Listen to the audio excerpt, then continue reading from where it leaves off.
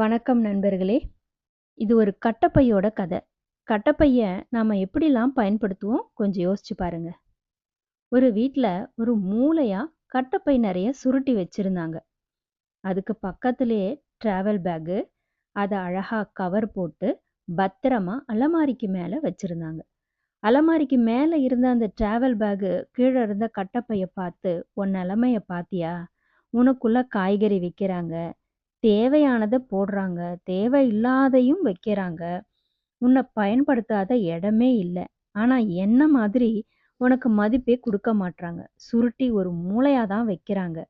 ஆனா என்ன பாரு, நான் எப்போதாவது தான் பயன்படுறேன்.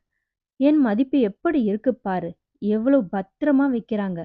நீ அவங்க கூட எல்லா சுமையும் சுமந்தாலும் உன்ன மதிக்க மாட்றாங்க." அப்படின்னு வருத்தப்பட்டுச்சாம். அதுக்கு கட்டப்பை, "உண்மதான். மக்களுக்கு உதவின்னு கேட்காத போதே செஞ்சாலோ, இல்ல எப்ப வேணா, எப்படி வேணா நம்மள பயன்படுத்திக்கலாம் அப்படிங்கிற சுதந்திரத்த நாம குடுத்தாலோ, இப்படிதான் நம்மள இழிவுபடுத்துவாங்க. ஆனா என்ன பண்றது? நான் இப்படி இருக்கிறது அப்படிங்கிறது என்னோட சுபாவமா போச்சு." அப்படின்னு சொல்லிச்சாம் கட்டப்பை. "இதுல நான் வருத்தப்படல." அப்படின்னு சொல்லிச்சாம். இந்த கட்டப்பை மாதிரி கூட பல பேரு நாம உதவின்னு கேட்காத போதே நமக்கு உதவி செய்வாங்க. ஆனா, நாம அவங்கள மதிக்க மாட்டோம். எப்போதும் எளிதா கிடைக்கிற உதவிக்கு மதிப்பு இருக்காது இல்லையா?